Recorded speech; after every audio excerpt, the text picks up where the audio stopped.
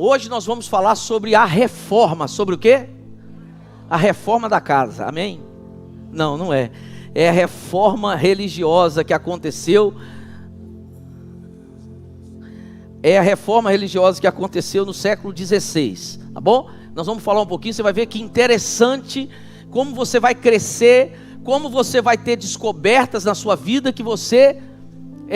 coisas que estão na sua vida e você não sabia. De onde veio? De onde surgiu isso? E hoje você vai descobrir isso juntamente conosco. Então pega uma folhinha para você e guarda aí. Abra sua Bíblia no livro de Romanos capítulo 12, versículo 1 e 2. Romanos 12, versículo 1 e 2. Aleluia. Glória a Deus. Os homens vão ler os versículos ímpar, o versículo ímpar, e as mulheres vão ler o versículo par. Então, Romanos 12, os homens vão ler o 1 e as mulheres vão ler o 2, tá bom? Quantos acharam? Digo amém. Tem que abrir a Bíblia, não está na folha, tá bom? É na Bíblia mesmo, ou no telão, tá aí no telão. Eu acho até melhor a gente ler no telão, para lermos juntos. Vamos lá, 1, 2, 3, os homens, rogo-vos.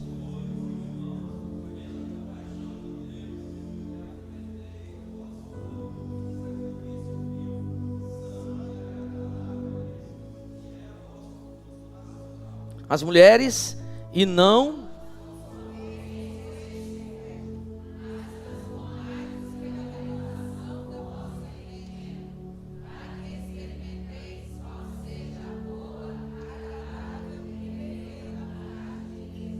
Agora nós vamos ler todos juntos, o 1 e o 2 novamente. Vamos ler no telão que a gente faz uma leitura melhor. Vamos lá juntos?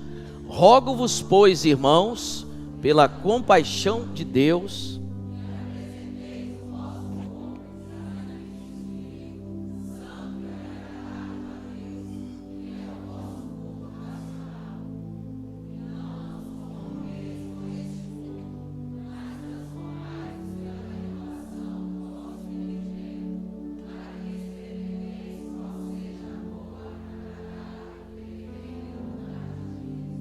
Então eu vou ler mais uma vez, diz assim: rogo-vos, pois, irmãos, pelas misericórdias de Deus, que apresenteis o vosso corpo por sacrifício vivo, santo e agradável a Deus, que é o culto com razão, com lógica, com pensamento, culto equilibrado, entende? Culto com as faculdades mentais saudáveis, é isso que ele está dizendo. E aí ele diz assim: e não vos conformeis, diga conformar. Esse verbo conformar no grego é metanoia, fala de uma mudança de caráter, fala de uma mudança de mente, de pensamento, mudança de direção. Ele diz: não vos conformeis, quer dizer, haja uma mudança na sua mente, com respeito a este século, com respeito ao mundo, olha o texto. Mas transformai-vos, mude a sua mente, mas mude de acordo com o quê? De acordo, renove a sua mente, para que, de acordo com a palavra, para que você experimente. Essa palavra experimentar, a visão é essa aqui, é um passarinho que viveu na gaiola a vida toda, e você solta ele da gaiola, e agora ele precisa aprender a voar. Ele não sabe voar direito, ele é meio bobo, ele viveu ali dentro daquele espaço, ele não sabe que ele pode voar até aquele fio, até aquela mata, e vai, ele entende? Então Paulo está dizendo aqui, você precisa renovar a sua mente, para você experimentar voos grandes em Deus, aleluia, experimentar voos grandes, maiores, coisas novas em Deus. E por que nós estamos lendo? E você vai entender, olha isso aqui, irmãos, você vai desconstruir uma mentira do diabo, porque você vai entender que a vontade de Deus não é castradora, não é inibidora, a lei de Deus, mas muito pelo contrário, a lei de Deus é boa, agradável e perfeita. Diga, a vontade de Deus é boa, perfeita e agradável. Você, quando começa a renovar sua mente na palavra, você desconstrói as mentiras do diabo. O que é um sofisma? O que é um sofisma? É uma mentira contada como verdade. Entende? É uma mentira com todas as credenciais de verdade, e todo mundo acredita. E esses dias eu vi no Instagram um rapaz falando assim: Você acredita que se uma pessoa ficar exposta 7 dias por semana, 30 dias por mês, dos 365 dias no ano, a mesmo discurso, você acha que a mentalidade dele muda? E a pessoa que estava no podcast disse assim: eu creio que muda. Se você ficar 365 dias ouvindo a mesma coisa, sendo doutrinada ali a sua mente, qualquer pessoa muda, irmãos. Se não tiver o Espírito Santo de Deus, muda. E ele disse assim: é isso que as novelas têm feito no Brasil. Há anos doutrinado a nação. Por que estamos enfrentando tudo que estamos enfrentando hoje? Porque o mundo tem sido doutrinado. Doutrinado. Aí você me pergunta: mas doutrinado por quem? Efésios capítulo de número 2. Abra a sua Bíblia, vamos ler na Bíblia. Efésios capítulo 2. Eu vou esperar os batizandos acharem na Bíblia mesmo. Eles eu quero que abram a Bíblia. Deixa o celularzinho de lado, vai na Bíblia. Você precisa familiarizar com a Bíblia. Efésios capítulo 2, versículo 2 diz assim: nos quais, Efésios 2:2, nos quais andastes outrora, segundo o curso desse mundo. Olha, antigamente, olha o que a Bíblia está falando, olha para mim. Antigamente a maré estava indo para cá, o mundo está indo para cá e eu ia para cá. O mundo está indo para cá e eu ia para cá. Aonde o mundo ia, eu ia. É isso que a Bíblia está falando. Andastes outrora segundo o curso do mundo, segundo o príncipe da potestade do ar. Está falando do diabo, do espírito que agora atua, opera nos filhos da desobediência. Se você continuar lendo, ele vai falar aqui. Eu vou ler para você, já que é uma escola de Bíblia, vamos ler. Diz assim o 3: entre os quais também todos nós andamos outrora. Quer dizer, não só eles, mas nós também andávamos. É como se andássemos dirigidos pelo príncipe da potestade do ar. Ele manipula, ele acaba fazendo com que você e qualquer pessoa faça o que ele quer. Então, segundo as inclinações da nossa carne, fazendo a vontade da carne e dos pensamentos, e eram por natureza filhos da ira, como também os demais. Mas Deus, sendo rico em misericórdia, por causa do seu grande amor com que nos amou, e estando nós mortos em nossos delitos, nos deu vida juntamente com Cristo. Pela graça sois salvos, e juntamente com Ele nos ressuscitou, nos fez assentar nos lugares celestiais em Cristo, para mostrar nos séculos vindouros, irmãos, olha isso aqui, para mostrar nos séculos vindouros, depois eu te falo sobre isso, a suprema riqueza da sua graça, em bondade para conosco em Cristo Jesus. Porque pela graça sois salvos. Diga: pela graça eu sou salvo, mediante a fé. Aí ele fala assim: isso não vem de vós, é dom de Deus, é presente de Deus. A salvação é presente de Deus. Olha o 9, ele diz assim: não vem de obras, para que ninguém se glorie. Então não há nada que você faça que compre a sua salvação. Aí ele diz no 10: porque somos feitura dele, criados em Cristo Jesus para boas obras, nos quais de antemão preparou para que andássemos dela. Essa palavra feitura no grego é poema. É o quê? Então ele está dizendo assim que você é um poema para Deus, e você foi criado em Deus, versículo 10, para as boas obras, para coisas boas, para falar coisas boas, para viver coisas boas. Você é um poema, uma inspiração de Deus, é o que o versículo está dizendo. E esse texto está dizendo, você já viu assim, quando sai uma lei, que você vê aquela lei e você fala assim: meu Deus do céu, mas que coisa é essa? Que praga do inferno é essa? Como é que uma pessoa pode querer uma lei como essa? Existe isso, todos nós passamos por isso. E você fica pensando: onde é que está isso? E esse texto está dizendo que muitas dessas coisas, quase todas dessas coisas, é uma manipulação do próprio espírito das trevas. Muitas das atitudes são guiadas pelo próprio Satanás, pelo Deus desse século. Porque a Bíblia diz que o exército de Satanás é organizado. Na Pérsia tem um príncipe, há governos e hierarquia de governos. Então eles comandam territórios, regiões, países. A Bíblia mostra isso, Daniel capítulo 10. Efésios capítulo 6, você vai ler essas coisas todas lá. Então há governo, se há governo, há direcionamento. Então há, entende, estratégias. E é assim que a Bíblia fala. E tem hora que você fica vendo certas coisas, você fala, mas de onde saiu isso? Quando você lê Efésios 2 aqui, que lemos agora, você vai ver que isso veio das profundezas do inferno. Que aquela pessoa está sendo somente um divulgador do que o próprio Satanás quer.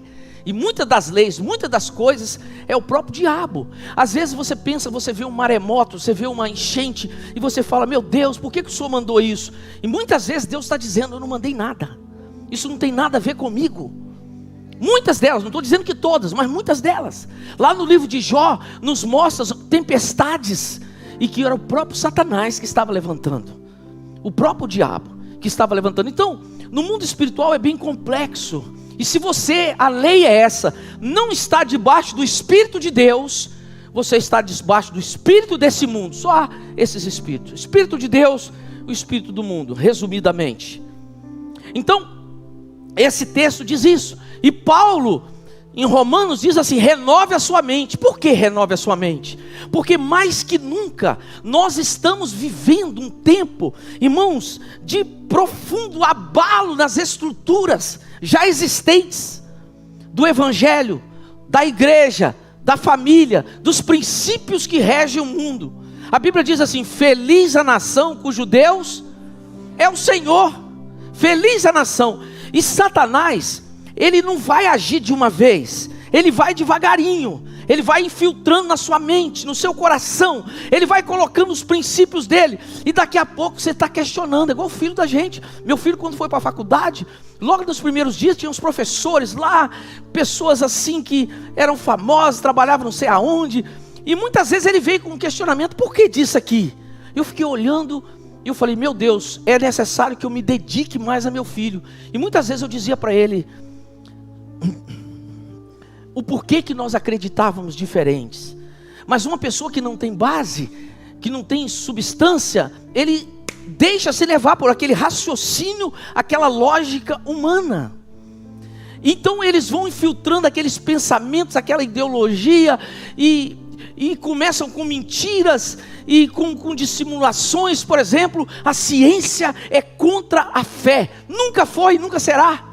A ciência comprova, aprova, testifica da nossa fé, inclusive da Bíblia.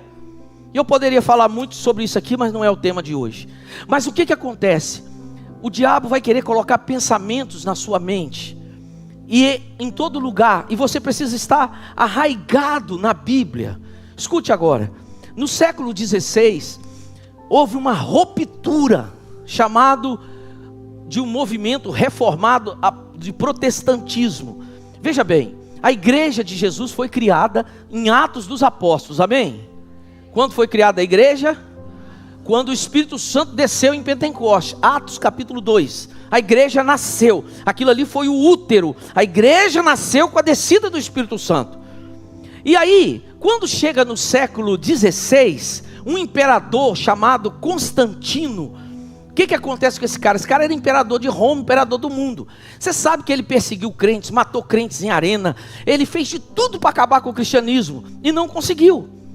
Ele não conseguiu. Quando chega no século XVI, ele fala assim, se eu não posso vencer o meu inimigo, eu vou me juntar a ele, vou unir com ele. E aí o Constantino, isso é história, irmãos, isso não é Bíblia não, isso é história também, que você acha na internet e nos livros. Quando chega no século XVI, Constantino adere ao cristianismo. Isso foi uma jogada política, não foi uma conversão verdadeira. Ele diz, a partir de hoje eu sou crente, e todo mundo tem que ser crente. Então os crentes que não tinham direitos, não tinham privilégios, eram perseguidos, mortos, de repente a coisa virou, eles passaram a ter privilégio. Então ser crente passou a ser, no século XVI, passou a ser uma coisa muito boa. Poxa, agora você não é perseguido mais, agora você pode andar na rua, você pode levar a Bíblia, agora você pode viver o evangelho, você pode pregar na praça. Depois começou a surgir os templos e tal, e foi aquela coisa toda. Constantino, né, ele fez essa reforma no terceiro século, e a igreja romana surgiu aí. Foi aí que surgiu a igreja católica, apostólica, romana. Porque católica, apostólica nós somos também, não romanos. mas surgiu a igreja romana. Foi aí que surgiu. O que aconteceu? Quando ele surge, os crentes passaram a ter direito político, direito civil. O crente, como cidadão, você fosse um cidadão romano. Você lembra quando Paulo estava preso pelos judeus, por Roma? E aí eles iam matar ele, ele falou assim, você pode até me matar, mas saiba que eu sou um cidadão romano. Quando ele falou que ele era um cidadão romano, o imperador, peraí, então eu não posso, se eu tocar num cidadão romano, eu vou sofrer as consequências da lei romana. Roma vai vir atrás de mim. Então, cidadão romano tinha privilégio. O que acontece? Agora, no século III, todo mundo é crente. Parou, né? Aquela perseguição. E todo mundo se converteu ao cristianismo. E aí, passou a ser uma coisa boa. O que aconteceu com isso? Passou a ter direito político. E aí começou a surgir as inovações pecaminosas. Não foi uma coisa que entrou assim não, de uma vez. As coisas foram devagarinho, foi acontecendo devagarinho. Essa folha que você tem aí, vamos falar um pouquinho dela. Pega aí, de baixo para cima, você vai ver aí uma seta vertical e uma outra meio vertical, assim, meio inclinada, tá bom? Olha cá embaixo diz assim, o evangelho em sua pureza. Aí tem Cristo, aqui tem Jesus pregando, aqui tem a igreja nascendo. Aí diz assim, foi assim que o catolicismo romano se separou de Cristo. Aqui estão alguns de suas doutrinas que não têm apoio na Bíblia. Na sua Bíblia você encontra o caminho vertical. O que acontece? Olha para mim aqui, depois você volta na folha. Quando a igreja nasce, ela anda nos ensinamentos dos apóstolos. Então ela faz o que a Bíblia manda, ela vive aquilo ali. Quando Constantino se converte ao cristianismo, ele começa sutilmente a criar. O que ele pensa? Ele diz assim, já que todo mundo é cristão, eu tenho que ter um líder que coma na minha mão. Eu tenho que ter um líder que eu tenha governo sobre ele. Então ele escolhe um líder para estar na frente da igreja. Depois ele pega esse líder e fala assim, não, a Bíblia diz que nós somos todos iguais. Entende? Nós somos iguais. Isso aqui chama-se púlpito, plataforma, bema, ou qualquer outra palavra desse sentido, porque tem na Bíblia, mas isso não significa que exista ninguém melhor do que ninguém. Na igreja, todos somos iguais. É isso que a Bíblia ensina. Na igreja, isso aqui não é templo. Isso aqui é uma sala de reunião. Templo é você. Templo sou eu. Deus não habita nesse lugar, Deus habita em você. Deus está com você quando você dorme, quando você toma banho, quando você vai ao banheiro, quando você vai viajar. Ele está conosco em todo lugar. Isso aqui é um lugar onde a gente tem essa estrutura para adorar a Deus livremente. É isso que a Bíblia ensina. Só que Constantino, estrategicamente, ele começa a criar coisas. Então ele pega um líder, ele dá a ele uma roupa diferente, ele põe o líder numa plataforma para que eu olhe para você de cima para baixo. No psicológico você já começa a se sentir um pouco menor do que você é, e como se eu fosse uma figura proeminente, de mais autoridade, assim no sentido descompensado. Você vai entender. Então começa a ver essa diferença, a minha roupa, o meu jeito, então meu andar, as coisas que eu faço, e devagarinho, com o passar do tempo, ele vai instituindo coisas e que só vai afastando o povo da presença de Deus e vai anulando esse culto em verdade, esse culto em espírito, onde você adora a Deus em espírito e verdade. Se você quiser ficar sentado, você fica. Se você quiser ficar ajoelhado, você ajoelha. Se você quiser deitar no chão, você deita. Tem uma irmã que na hora do louvor aqui, ela dança. Você está entendendo? Você tem liberdade no espírito. Então começou a surgir as coisas devagarinho. O que eles fizeram? No ano, esse 310, olha aí, 310 embaixo da sua folha. Isso aí é o ano. No ano 310, pensa bem, no 3º século, Constantino diz, todo mundo agora, todo o império é crente. E naquele tempo era assim, se o pai de família falar todo mundo é crente, todo mundo era crente. Não precisa converter, mas você já levava o nome de cristão. No ano 310, eles criaram a reza a defuntos. que aconteceu? Não parece uma coisa espiritual? Falou assim: meu pai morreu. Meu pai morreu. Meu pai era um homem que eu amava. Meu pai está vivo, só figuradamente. Então vamos rezar pela alma do meu pai. Então aí eu chamava um amigo, a gente rezava pela alma do meu pai. Poxa, é uma coisa que mexe com a gente. Mas isso não tem na Bíblia. A Bíblia é contra isso. A Bíblia ensina claramente que isso não existe. Morreu, acabou. Você vai orar pelos vivos, não pelos mortos. Todo mundo tem chance enquanto está vivo. Você não acha essa doutrina na Bíblia. Mas isso aqui você acha na internet. Isso aqui foi através de concílios. Entende? A direção da igreja se reúne de quando em quando e cria leis humanas, leis de homens. Quem está entendendo, diga amém. No ano 310 institui a reza aos defuntos. No ano 320, olha, passa 10 anos. Então sutilmente, lindíssima, ele põe mais uma. O que acontece no ano 320? Cadê a folha dela aqui, ó? Tem aí? Dá uma para ela aqui. Uso de velas. Para que vela? Juliana, você que foi católica romana há muito tempo. Para que vela? A vida inteira.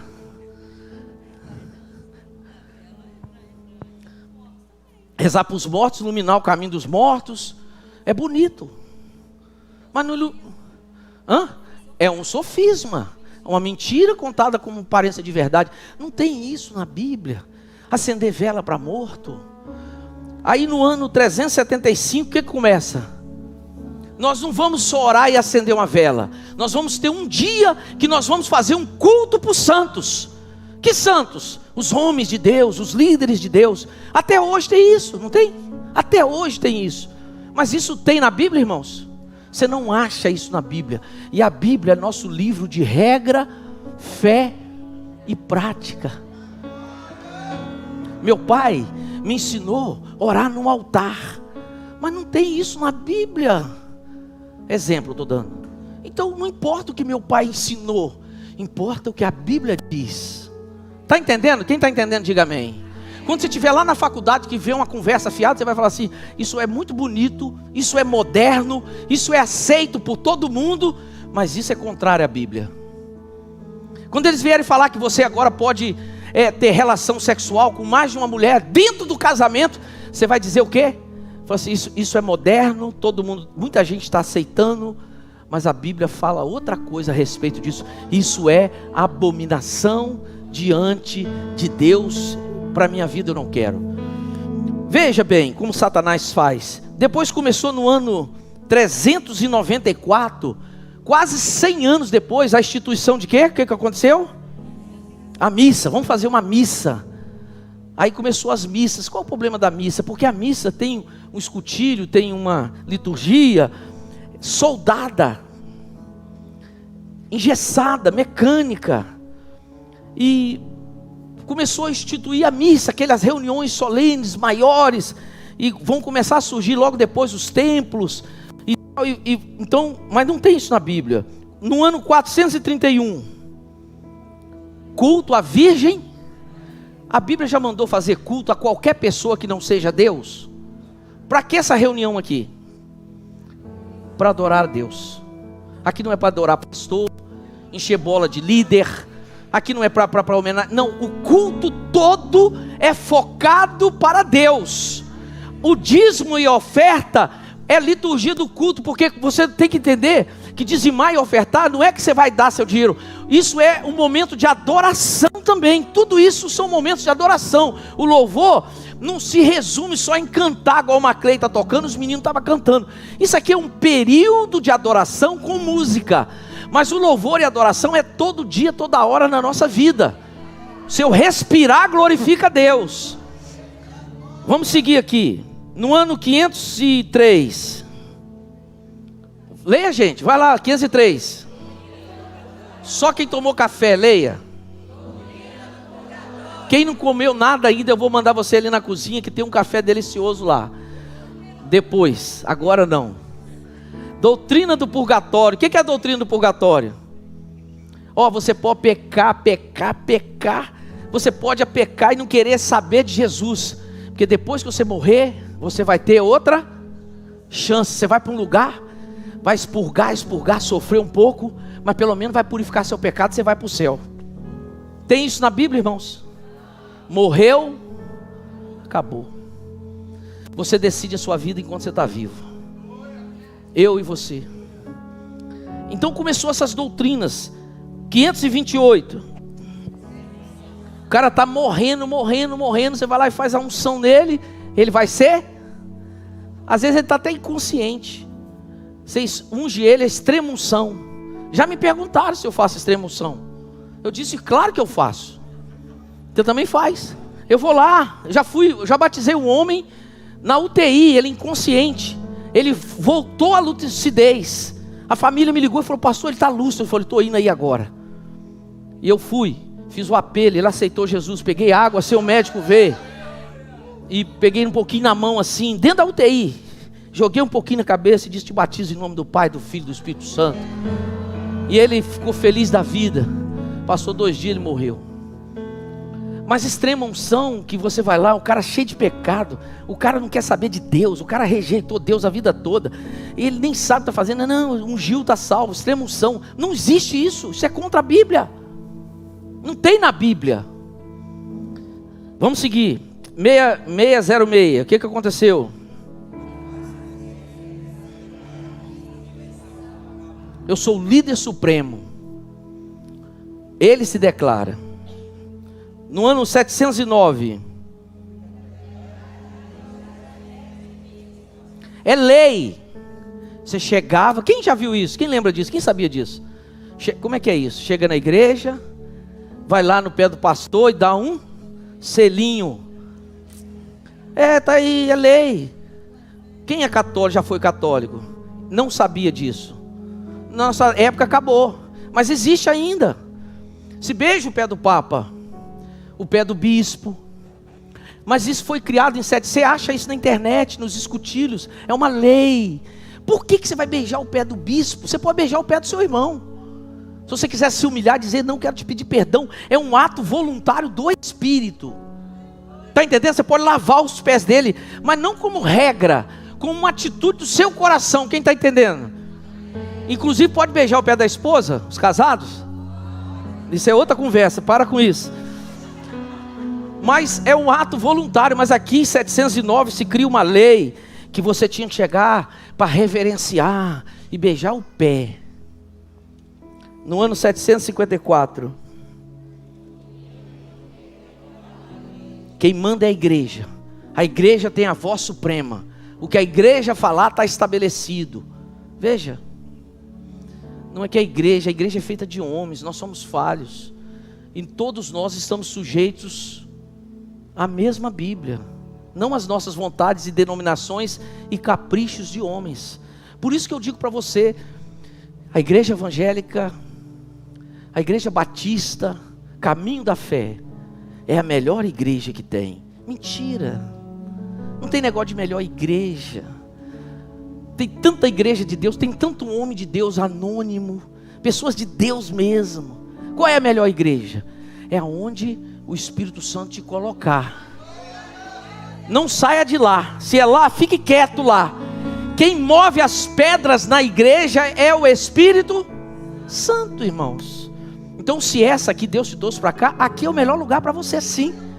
E todos que Deus trouxer. E a outra ali, então a gente não tem essa coisa. Agora que a nossa igreja tem a voz, não, para com isso. Então foi criado que a igreja católica era o poder temporal. 783, vamos rapidinho. Então essa caneta aqui pertenceu a João. Essa caneta foi do apóstolo João. Então ela é santa, é uma relíquia, é algo ungido. Não tem nada disso na Bíblia. Olha, pastor, mas tem gente ungindo lenço, ungindo não sei o quê. Mas não é regra, não pode ser regra. Quando é regra, isso perdeu o brilho. Agora na Bíblia mostra que pela fé, Paulo não pôde ir num lugar, ele mandou um lenço, leva esse lenço e joga lá no enfermo. Mas isso não foi uma regra, foi um ato de fé naquele momento. Entende? Então eu já vi muitos atos de fé, é outra conversa. Aqui não, aqui que se cria uma doutrina, tá bom? 700 e? Água benta. Então todo mundo chega e pega água benta e passa. Talvez, se a gente não tomar cuidado, é o nosso óleo de unção. A pessoa vai ali, passa ali de um sistema religioso, mas na verdade isso não tem efeito nenhum, se for só religiosidade. Precisa ser um despertar do Espírito, precisa ser um rema na nossa vida. Vamos seguir aqui, 993, canonização dos santos, 890, culto a São João, mas vamos para o 900, São José, mas o 993 fala da canonização dos santos. O que é isso? Então, agora começa a surgir, e no ano 993 começa a surgir os santos da igreja. Começa a canonizar no Brasil. O problema não é dizer que você é santo, porque você é santo. Por você ser santo, você sabe por que você é santo? Quando Deus olha para você, Ele vê você como santo. Ele vê você como santo, cheio de pecado, do jeito que você é, essa natureza ruim que você tem, eu e você. Mas quando Ele olha para nós, Ele vê a gente santo, não por causa da gente, mas por causa do sangue de Jesus. Está entendendo? O sangue de Jesus nos torna santo diante de Deus. Você é aceito por Jesus, por Deus, por causa de Jesus. Só que a igreja católica começa a dizer: não, o Maclay agora é santo, vamos canonizar ele. Ele se torna um santo, cria uma imagem dele. As pessoas começam a orar para ele. Aquela oração, pede a mãe que o filho faz. Isso não tem na Bíblia, parece espiritual e bonito, mas não tem nada na Bíblia. No ano 1003, o que acontece? No ano 1074, essa é séria, olha aí. Os padres não podem casar. Por que a igreja católica instituiu isso? Por quê? Porque cuidar de um padre solteiro é muito mais fácil do que cuidar de um padre casado com filho. É mais barato. E nisso está fazendo uma violência com aqueles irmãos, com aqueles homens, melhor dizendo. Por quê? Porque o celibato na Bíblia existe, sim ou não? Sim, existe. Existe celibato na Bíblia. Mas como que é o celibato na Bíblia? Não é forçado, é voluntário. É uma pessoa em milhares.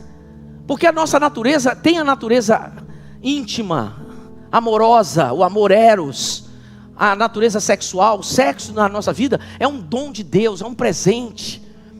Mas existe pessoas que optam pelo celibatário, mas não é uma coisa forçada, é uma coisa da pessoa. Eu não posso forçar, então começa a forçar. Não, se você quiser ser padre, você não pode casar. Você tem que ser celibato. Você está entendendo? Isso surgiu quando? Qual ano surgiu? 1074, já tinha 1000 anos da igreja como instituição. Começou aqui desse ano. No ano 1076, o dogma a igreja não erra, a igreja não falha. E a gente falha muito, tá, irmãos? Tenha misericórdia. A gente erra, né? A gente erra. No ano 1090, no ano 1184, isso aqui foi duro, tá, irmãos? Santa Inquisição. Muita gente morreu. Muita gente morreu no mundo todo. Aquelas caravanas saíam. No ano 1190, o que é indulgências? Um terreninho no céu. Você pagava, só os ricos iam morar no céu. Como é que os pobres vão dar oferta para comprar uma indulgência, um valor? Não, se você comprar aqui uma indulgência, você tem direito. Pai, eu não estou nem vivendo direito, eu ganho menos que o salário mínimo. Então, meu filho, vai trabalhar até você ter. 1220, o que acontece? Vamos rapidinho aqui. Hóstia, né? Cria hóstia. E aí, como que é a ceia? A Bíblia orienta a ceia como? Tem que ter o vinho e o pão. Aí cria a hóstia, separa o vinho. Não precisa de vinho mais não. Isso é o homem que inventou, porque Jesus falou: fazer isso em memória de mim, até aquele dia que eu farei isso convosco. Aí a Bíblia é muito clara em Romanos, clara nos Evangelhos: tem que ter o suco de uva e tem que ter um pedacinho de pão. O suco de uva significa o quê? O sangue. E o pedacinho de pão? O corpo. Agora isso aqui é mais sério de todos. No ano 1229, não lê a Bíblia não. Quem já ouviu isso? Os mais antigos. Quem já ouviu isso aqui, ó? Não lê a Bíblia que você fica doido. Deixa para os padres e para os pastores. Quem já ouviu? Olha lá, ó, você já ouviu? Vocês também? Você é novo, nobre, mas você já ouviu. Ela também, Juliana? Você já ouviu isso? Lá na igreja católica? Não lê a sua mãe falava muito. O que o próprio Deus disse para Josué? Leia de dia. O que Deus disse para Davi? O que Davi disse no Salmo 1?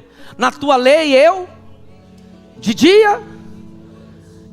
O que nós lemos no Salmo Romanos 12? Renove a sua mente com a palavra. Rumine. É como ruminar. Já viu o boi mastigando capim? Ele mastiga, parece que aquilo vai no estômago, volta na boca, ele continua ruminando aquele negócio ali. É mais ou menos essa figura. E agora aí vem líderes e fala: não leia a Bíblia não, que você fica doido. Isso foi a maior estratégia do diabo, irmãos. É verdade. Vamos continuar aqui. Uso de campainha na missa, instituição da reza de colocar essa oração com invocação a Maria. Como que é essa oração aqui? É bendito é o fruto do vosso ventre, não é? O que acontece nessa oração? Maria é uma mulher respeitada, uma mulher admirada, uma santa de Deus, mas era igual a você. Nunca que a Bíblia mandou eu orar para você, e muito menos para Maria, para Paulo, para Pedro. Não tem isso. Ela foi uma santa mulher de Deus, ela foi escolhida pelo próprio Deus para gerar o Filho de Deus. Mas é como Paulo foi escolhido para pregar para os gentios, Davi para reinar Israel. Deus usou homens pecadores. Maria pecou, Maria morreu, está sepultada. O único que ressuscitou é Jesus, com o corpo glorificado. Só Jesus é digno de adoração. Nem Maria, nem Miguel, nem anjo, ninguém você pode adorar. Seu joelho não pode dobrar para ninguém. Você não tem ídolo, você tem heróis.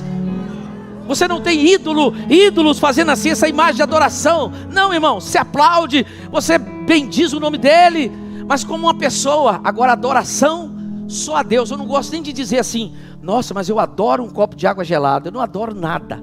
Eu só adoro a Jesus. Eu só adoro a Deus, mas ninguém, mais nada. Quem está entendendo, diga amém. Vamos continuar. O que mais? Onde eu parei? Vai. Eliminação do vinho. Olha, volta aí. No ano 1215.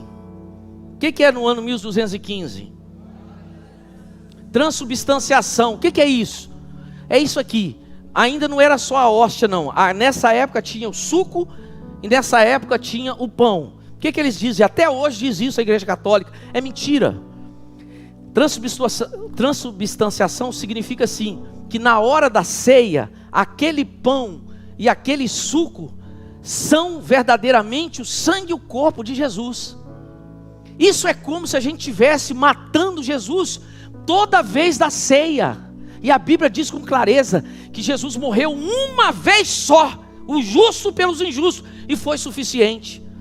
Não está entendendo? Transubstanciação é isso. Não, isso é sagrado. Isso aqui se transforma no corpo e no sangue de Jesus. Não, Jesus disse, é um símbolo. Fazer isso em memória, para você lembrar. Lembrar de quê?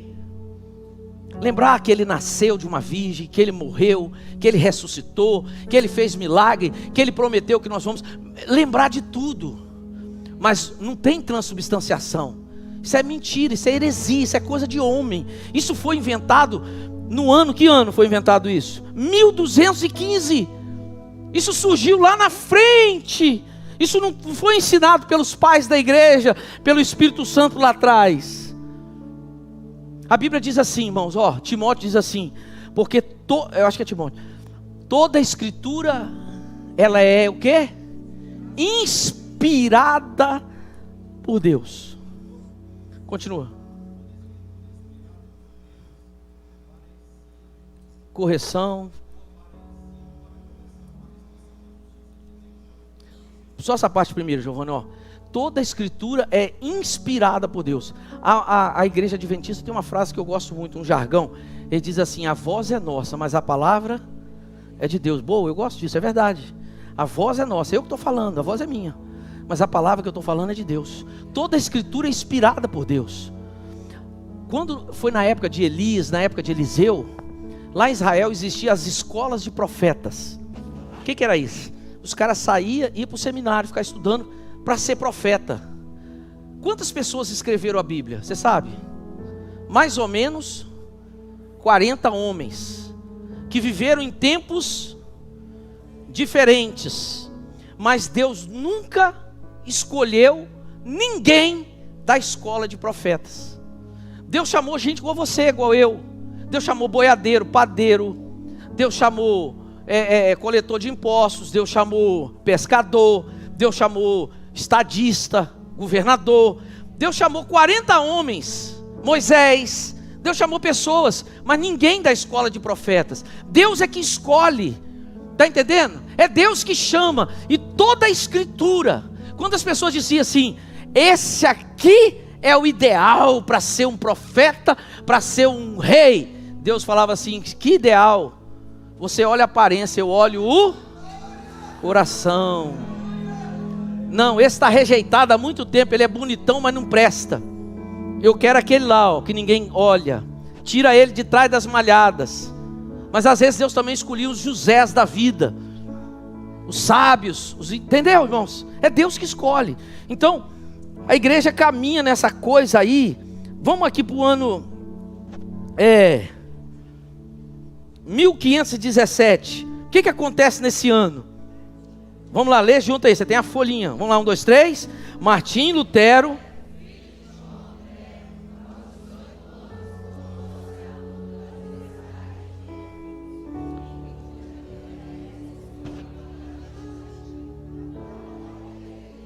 Wittenberg afixou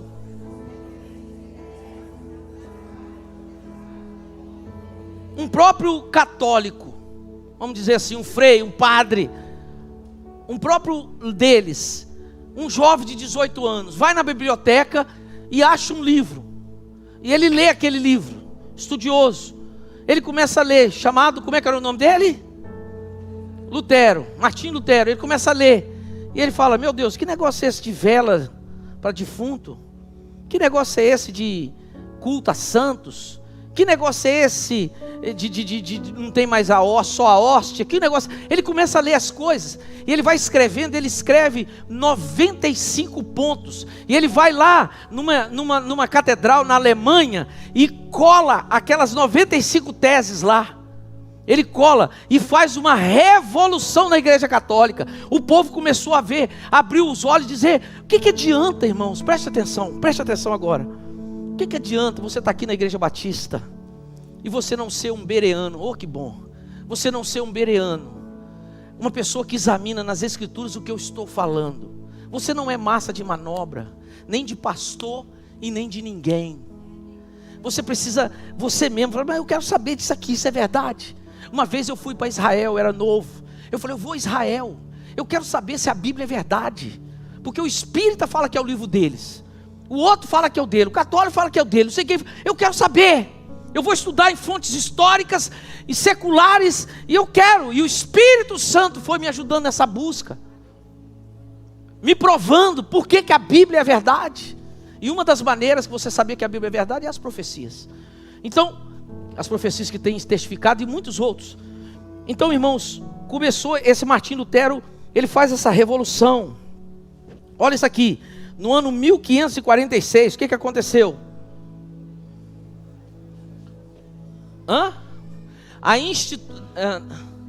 1546, deixa aqui, a tradição dos livros, o quê? Não, 1546 é a doutrina que equipara a tradição à Bíblia. Irmãos, esses dias eu vi um padre falar isso. Esses dias, ele diz: não, a Bíblia não importa, o que importa é a tradição. De onde esse homem tirou isso? Muito pelo contrário. A tradição da sua família é uma, da minha é outra. A tradição daquela cidade é uma, da outra é outra. De um país é um, do outro é outro. Agora a Bíblia é a mesma. Por que que Israel, 2000 anos afastado da sua terra, voltou agora 70 e poucos anos, é essa potência? Porque nunca perderam os valores da palavra de Deus. Eles são o que são por causa da palavra de Deus. Você sabia que as maiores faculdades do mundo foram criadas por evangélicos, por cristãos? As maiores faculdades do mundo, Estados Unidos, Europa. E essa conversa de que crente é inculto veio depois de todas essas heresias que foi no meio do povo. Menos santidade, não lê a Bíblia não. Se você não lê a Bíblia, sabe o que você vai ler? Você vai ler tudo que se passa na televisão. Seus filhos vão querer ser atores da Globo. Não é que não possa, mas teve uma época que para ser um crente e ator da Globo era ser pessoa de Hollywood, impossível. Porque lá eles mudam até você pelo avesso. Um cara que é homem, ele fala assim, não, você vai beijar na boca de outro. Você vai fazer sexo com 3, 4. Porque isso é o nu artístico. E a igreja fica fazendo assim, ó. Muito, não nós, mas muitas igrejas, ó. Muitos crentes aplaudindo o pecado. É verdade. Aplaudindo o pecado. Lá na Bíblia, como que era? Chamava-se as prostitutas cultuais. O que era isso? Israel se envolveu nisso muitas vezes. Tinha um templo dentro da terra de Israel, as deuses pagãos, e dentro desses templos tinha as prostitutas, mulheres lindas, e os homens iam adorar, e eles iam lá adorar, prestar um culto àquelas entidades, e entre esses cultos tinham bacanais, orgias sexuais, e ele fazia aquilo ali, era lícito, era religião. Depois ele voltava para casa e estava tudo bem. Nem a mulher dele brigava. Onde você estava? Estava no templo, não precisava explicar. Mas ali ele fez de tudo. Sacrificou animais, prostituiu, adulterou. E era permitido. E todo mundo, a sociedade, não, é o nu artístico. Seu corpo é templo do Espírito Santo, meu também. Meu corpo é para minha esposa, o dela é para mim. O sexo é bênção no casar. É o que a Bíblia fala. Ah, pastor, tem um jeito? Não, não tem jeito não. A Bíblia fala isso, filho. Ah, mas agora modernizou. Não, a Bíblia é a mesma. É a mesma. E não é pesado. Você vai ver, o casamento, quanto mais velho, melhor é. Eu não sou mais aquele rapaz que a minha esposa casou há 6 anos atrás. Era magrinho, pensa que não. Bem magrinho. Bem magrinho. Ela olhava para mim e falou, pô, você é forte, bacana, hein? Agora tem uma barriguinha, né? Tudo bem, mas ela me ama mais do que amava naquela época, pelo menos eu acho. Ama sim. Eu a amo também, muito mais. Os anos não esfriou nosso amor, mas aumentou nosso amor. E eu posso aqui, essa semana, eu não disse para você, nós tivemos a conclusão da nossa primeira classe de casais com um novo método do bem casado. Nós fomos num jantar lá no Hotel Senac. E foi bom, não foi? Os casais, nós jantamos lá para a conclusão. E agora nós vamos abrir para toda a igreja, porque dia 22 nós teremos um evento aqui para casais. Guarda essa data, você que é casado. Dia 22 de julho vai vir um casal de pastores ministrar para nós. Adquira seu passaporte, tá bom? Os casais têm, à noite nós vamos falar e vamos botar na internet só para casais. Ah lá, adquira aquele cartão lá. Irmãos, deixa eu concluir. Livros apócrifos, 1546, livros apócrifos, o que é isso? Deixa eu explicar, isso é importante. Quantos livros tem na Bíblia? 66, 39 no Velho e 27 no Novo. Tudo bem. O que aconteceu no ano 1500, agora irmãos, no ano 1546? A Igreja Católica canonizou e acrescentou à Bíblia mais 7 livros. E ela disse assim, não, esses livros são inspirados, Macabeus, Judite e tal, você sabe, porque você sabe que a Bíblia católica é diferente da Bíblia evangélica, só nisso. Ela botou mais 7 livros. Ela disse, não, esses livros são inspirados. Mas esses livros não foram reconhecidos pelos pais da igreja. Não foram reconhecidos pelos apóstolos. não foram reconhecidos pelos anciãos lá atrás, só vieram ser reconhecidos agora no ano 1500 da nossa era. Esses livros, preste bem atenção, eles são verdades. As histórias que tem ali são lindas e verdadeiras, mas não são inspiradas. William, é como se você escrevesse a biografia da sua vida. Ela é verdadeira, ela é bonita, ela tem altos e baixos, mas ela não é inspirada. É como se fosse uma biografia, mas não foi inspirada por Deus. Então a Igreja Católica tem esses livros a mais, é por isso, eles instituíram esses livros. E a igreja, e tem um livro deles que eles mesmos dizem, ele mesmo bota a credibilidade dos livros em xeque. Isso não estava no início. Por isso que nós não temos aqui na Bíblia esses livros. A gente lê, conhece, é bonito, eu acho que até é verdade. Eu creio, mas não é inspirado. Esse livro aqui, quando você lê, o Espírito Santo se faz presente. Naqueles não. Vamos aqui para terminar. Esse negócio de Bentinho, depois você lê 1600, 1854.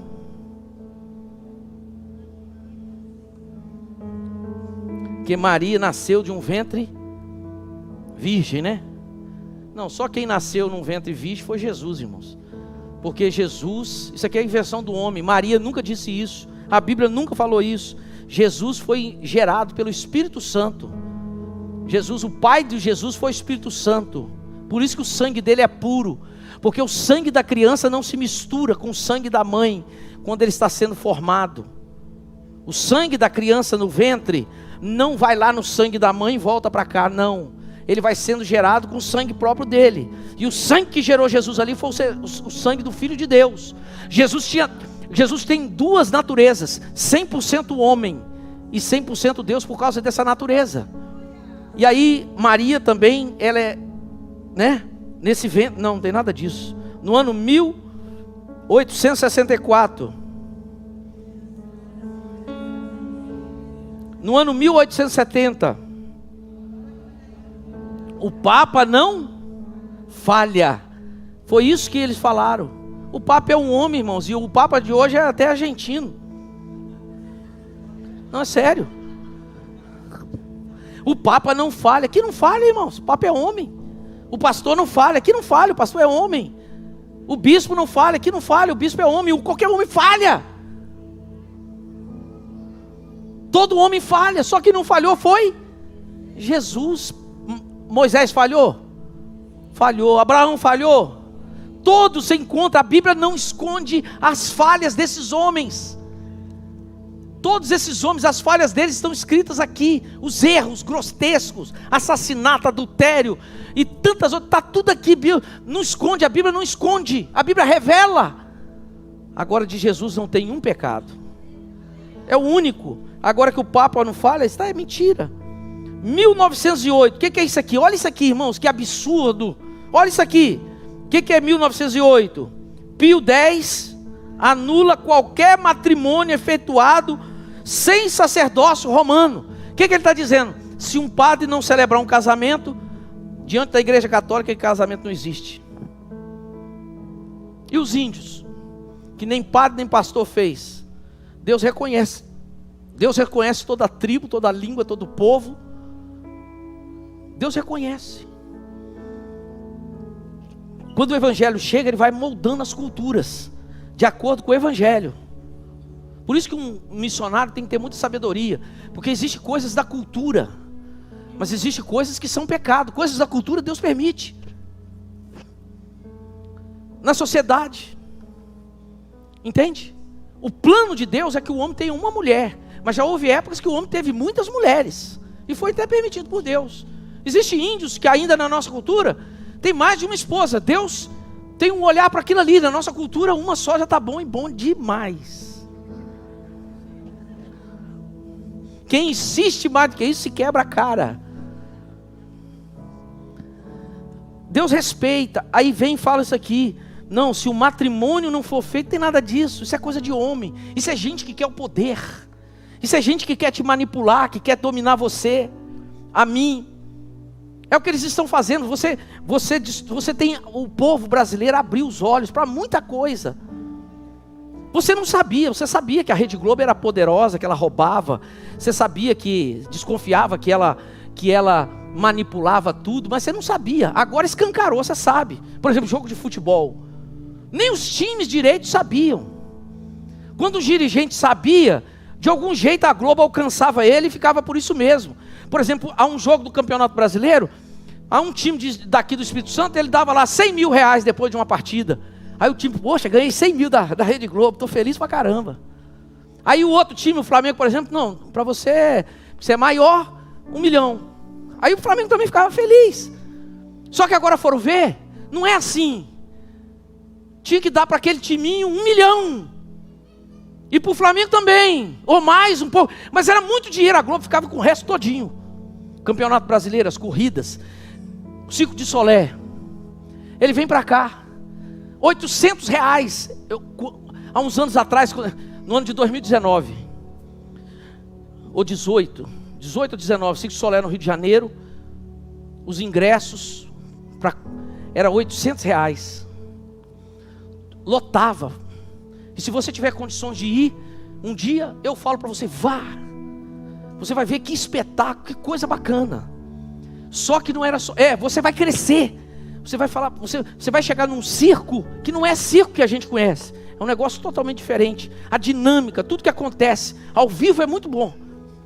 Você não vai pisar em chão, você vai chegar num ambiente todo tablado, refrigerado.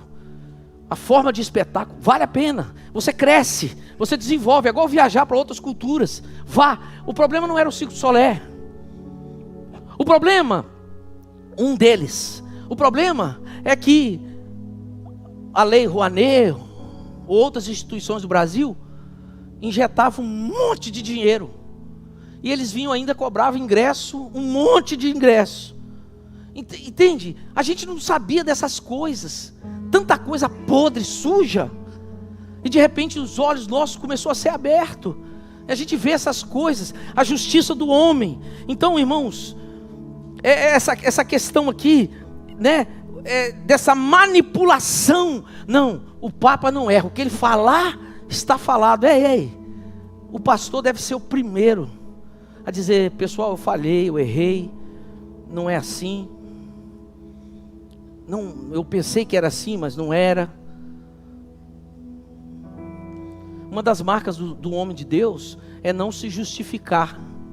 É dizer, não, eu que comi, a Eva me deu, mas eu comi porque eu quis. Eu comi o fruto porque eu quis. Uma das marcas do homem de Deus era a Eva dizer, não, a serpente me deu, mas ela não é culpada, a culpada sou eu assumo meus atos.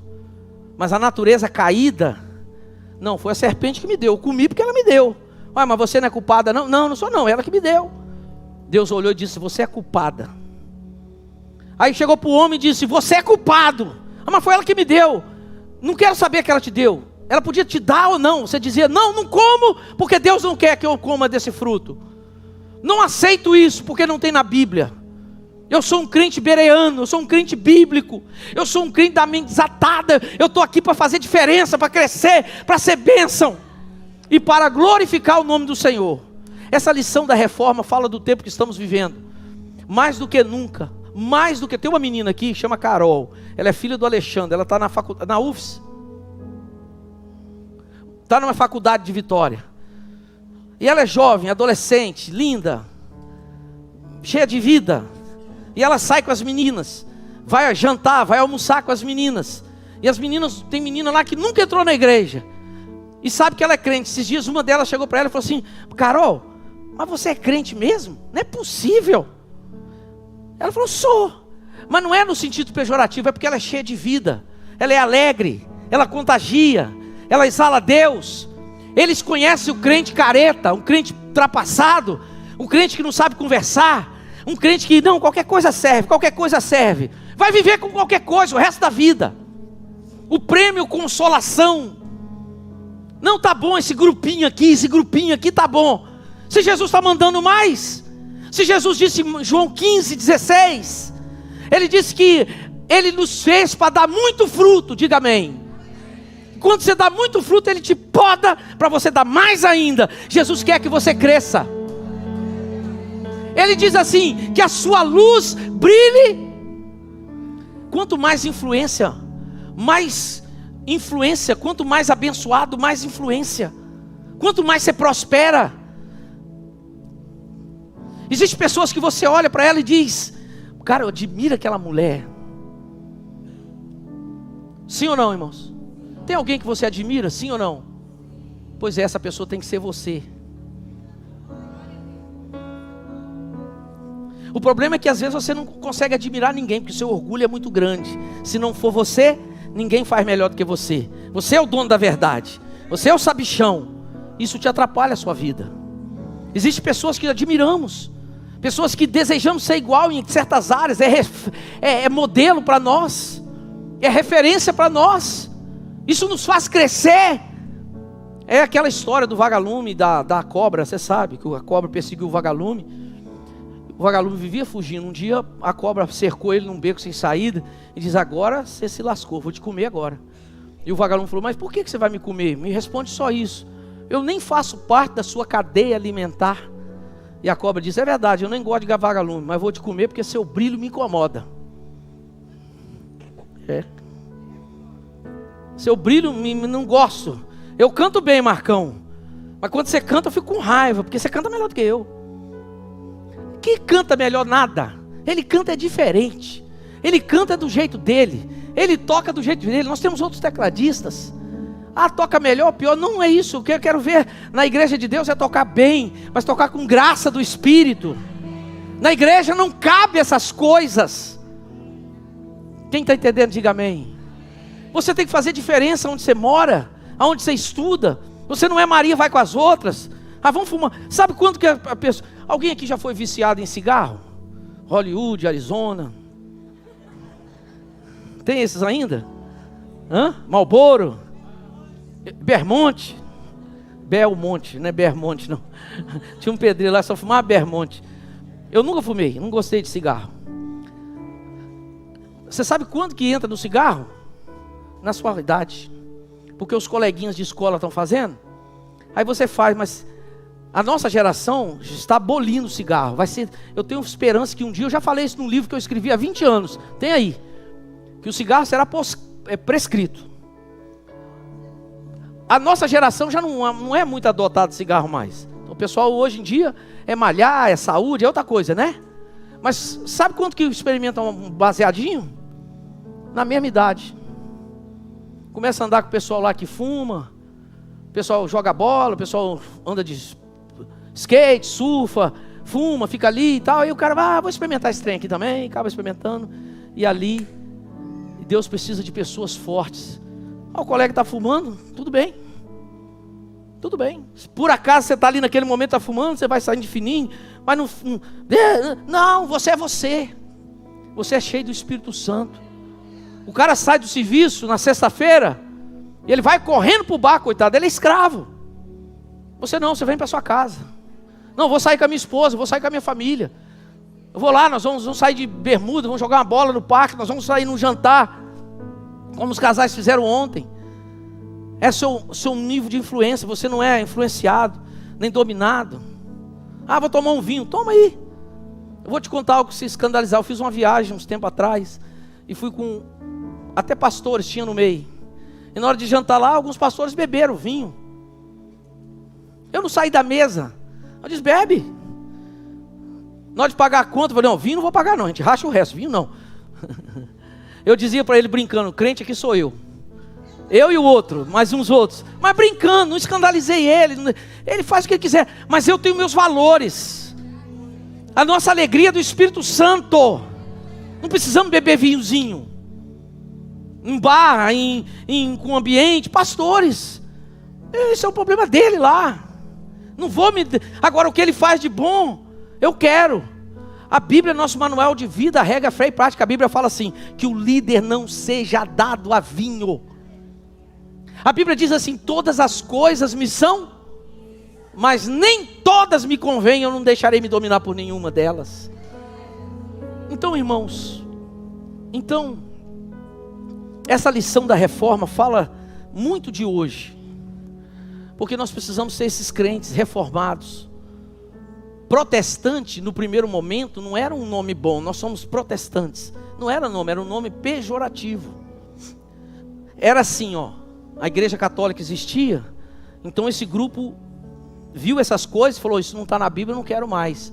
Aí eles falaram, não, esse grupinho aí, esses protestantes, essa gentalha, protestantes. No primeiro momento era isso. Hoje não. Nós protestamos em favor do Evangelho. Não é esse nome mais. Hoje não estamos aqui para defender a igreja batista, nem igreja tal. Nós estamos aqui, para viver o Evangelho. Para falar é de Jesus. E se você vê alguma coisa que não é Bíblia, você pode vir a mim. Pô, pastor, não estou entendendo isso. Eu vou te explicar. A gente anda assim, esses dias para trás, minha esposa viu as coisas novas que surgem, são um grande desafio para nós pastores. E essa questão de casamento é muito difícil. E surgiu agora a questão da, como é que é, amor? Esqueço toda hora. União estável. Então o casal veio com união estável para cá. Pastor, nós somos união estável, queremos ser membro. Eu disse, irmão, sinceramente, eu não sei como é que funciona a união estável. Eu ouvi dizer que não muda o estado da pessoa. Reconhece ele diante das leis, mas isso é um mecanismo para as uniões de hoje em dia. A lei aceita, mas eu não sei o proceder da igreja. E diante desse desafio da união estável, muitos casais, em vez de casar normal no cartório, faz a união estável. O que eu fiz? Eu falei, eu não sei, eu vou falar que sei. O que eu fiz? Fui atrás de advogados crentes, não, juristas. Meu irmão, você me explica isso aqui? Pastor, a lei fala assim, assim. Assisti vídeo, conversei com outros pastores e fui orar para me entender a união estável, para mim poder ter uma resposta para aquele irmão, para aquela irmã adequada. E chegamos a uma conclusão: a igreja aceita em uns casos e não em outros. E aí essa questão de conjugal é muito complexa. Nós estamos diante de desafios. E tem coisas que você vai deparar na sua vida que você não sabe. Então você precisa ir para o joelho, para a oração. E sempre aqui você encontrar as respostas para os dilemas da sua vida e da sua alma. Esse livro nunca vai estar desatualizado. Você que está na internet, nunca. A Bíblia é mais atual do que o jornal que vai sair amanhã. A Bíblia é atual. O Espírito de Deus está aqui. Agora, se você lê Augusto Cury. Você já ouviu falar de Augusto Cury? Augusto Cury foi ler a Bíblia, ele era um ateu de carteirinha, não cria no Evangelho, não cria na Bíblia. Um intelectual do mais alto nível na área de psicologia mental. Ele tem a sua própria escola de sabedoria, conhecimentos e cura. É um fantástico. Os livros dele são best-seller em várias nações. Vários livros, melhor dizendo, livros publicados em muitas nações. E ele era ateu. E um dia ele falou, eu vou ler a Bíblia porque eu quero ver o que tem na Bíblia. Eu falo da Bíblia, não creio na Bíblia, mas nunca li da Bíblia. E ele leu a Bíblia, sabe o que aconteceu? Se converteu. Napoleão, grande conquistador, ele disse assim, já falei para você, ele disse, eu conquistei países inteiros. Não só países, eu conquistei cidades. Eu conquistei grandes guerreiros. Eu conquistei tudo que eu quis. Mas o dia que eu peguei a Bíblia e abri e li, ela me conquistou.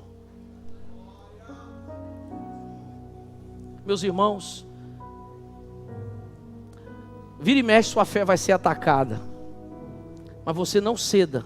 Você tem valores. Seus pais, esses meninos aqui mudaram. Para onde?